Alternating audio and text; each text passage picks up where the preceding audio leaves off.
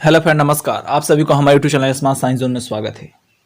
जैसा कि आप देख रहे हैं, आज हम लोग पढ़ेंगे तत्व। तत्व क्या है? तो चलिए, तत्व का यानी एलिमेंट्स का अध्ययन करने से पहले हम लोग कुछ उसकी विशेष जानकारियां मालूम कर लेते हैं। देखिए, तत्व जो होता है एक ऐसा पदार्थ है जिसके बिना केमिस्ट्री का अध्ययन करना संभव नहीं है। अगर हमें केमिस्ट्री को बेहतर करना है तो हमें इसके बारे में अच्छे तरीके से इसकी जानकारी होना बहुत ही जरूरी है। तत्व का विभाजन क्यों संभव नहीं है, इसके बारे में भी हम लोग जानकारी प्राप्त करेंगे। तत्व के कितने प्रकार होते हैं, इसके बारे में। तो सबसे पहले हम लोग देखेंगे तत्व क्या है, इसका डिफिनेशन।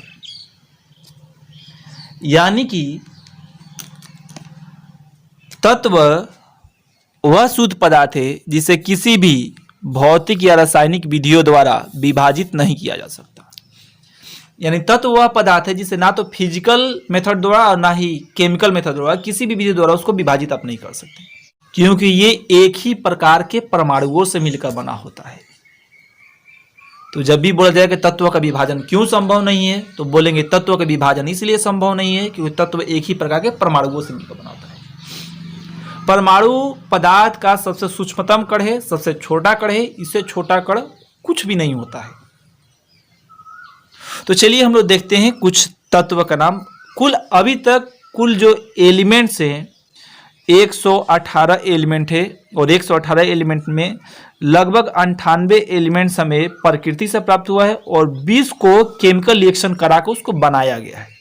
इस प्रकार 98 और 20 कुल हो गए हमारे 118 एलिमेंट। अब 118 एलिमेंट की चर्चा हम लोग कर लेते हैं। इसमें कुछ मुख्य जो लगभग 1 से 20 तक है उसकी चर्चा करेंगे। सबसे पहला देखिए, तत्व का नाम, नेम ऑफ एलिमेंट्स, यानी कि तत्व का नाम। जो तत्व का नाम है hydrogen, helium, lithium, beryllium, boron, carbon, ऐसे करके ये पूरा 20 तक दिए गए हैं, आप कैल्शियम तक।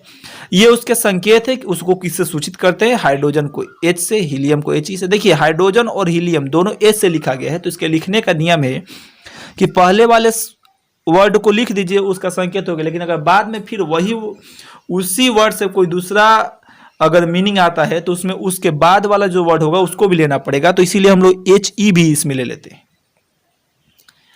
अब देखिए, सोडियम को यहां पर Na से लिखा गया है क्योंकि ये इसका लैटिन नाम है। इसका नाम होता है नात्रियम या नाइट्रियम, इसलिए इसको Na से लिखा जाता है, जबकि इसका लैटिन नाम नात्रियम है और इसका हम लोग सामान्य नाम इसका सोडियम है।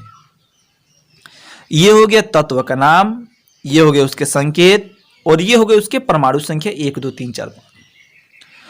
तत्व परमाणुओं से मिलकर बना होता है, और तत्व का सामान्यतः विभाजन हम लोग 2 ही भाग में करते हैं, मेटल और नॉन मेटल। लेकिन अगर हम लोग देखें तो इसका विभाजन 3 भाग में होता है, मेटल, नॉन मेटल और सेमी मेटल।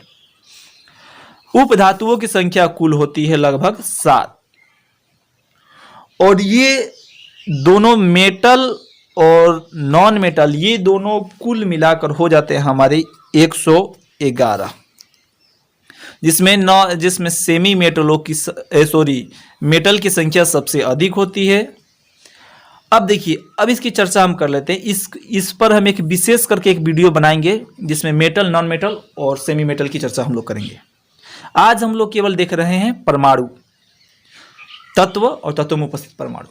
परमाणु जब आपस में मिलते हैं तो उसे अणु का निर्माण होता है। यानी हम देख लेते हैं, तो यहाँ पर कह दे परमाणु और परमाणु अगर दोनों मिल जाए तो उससे होता है अणु का निर्माण। हमको मालूम है कि परमाणु पाए जाते हैं किसमें, तत्व में। तो तत्व और तत्व मिल जाए तो इससे बन जाता है कि हम लोग का यौगिक। यानी कि परमाणु परमाणु मिलने से अणु का निर्माण होता है, उसी प्रकार तत्व तत्व मिलने से यौगिक का निर्माण होता है। तो अणु से यौगिक का निर्माण होता है। यहां से आपका ये क्लियर हो जाना चाहिए। अब हम लोग चर्चा करते हैं कुल कितने। तो देखिए, 118 एलिमेंट है, जिसमें से लगभग 98 ऐसे हैं जिसको प्रकृति से हम लोग प्राप्त किए हैं, इसको प्रयोगशाला में बनाया नहीं गया है। जबकि ये 20 ऐसे एलिमेंट है जिसको प्रयोगशाला में बनाया गया है। अब देखिए, परमाणु बहुत छोटे होते हैं, इतने छोटे होते हैं जिसकी आप कल्पना भी नहीं कर सकते।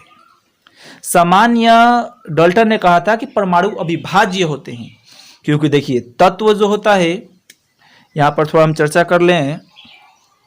जो तत्व होता है ये परमाणु से मिलकर बना होता है और परमाणु के 3 मौलिक कण इलेक्ट्रॉन, प्रोटॉन और न्यूट्रॉन होते हैं। परमाणु के कितने मौलिक कण? 3 मौलिक कण इलेक्ट्रॉन, प्रोटॉन और न्यूट्रॉन होते हैं। इलेक्ट्रॉन, प्रोटॉन और न्यूट्रॉन होने पर एक बात हमें ध्यान देना है कि इलेक्ट्रॉन का वैल्यू माइनस में होता है, प्रोटॉन का वैल्यू प्लस में और न्यूट्रॉन का वैल्यू प्लस माइनस दोनों में। यानी ये होता है ऋणावेशित, ये होता है धनावेशित और ये होता है अनावेशित। यानी इलेक्ट्रॉन का वैल्यू हमेशा माइनस में, प्रोटॉन का वैल्यू प्लस में और न्यूट्रॉन का वैल्यू प्लस माइनस दोनों में होगा। अगर इसके आवेश की बात करें तो इसका आवेश का मान -1.60 10 -90 कूलम होता है। इसका होता है +1.60 10 -90 कूलम। ये आवेश का मान है। बोले कि एक इलेक्ट्रॉन का आवेश का मान कितना होता है? इतना होता है। एक प्रोटॉन का आवेश का मान कितना? तो इतना होता है। अगर न्यूट्रॉन का आवेशित मान बोले तो उसका न्यूट्रॉन का आवेशित मान 0 होता है।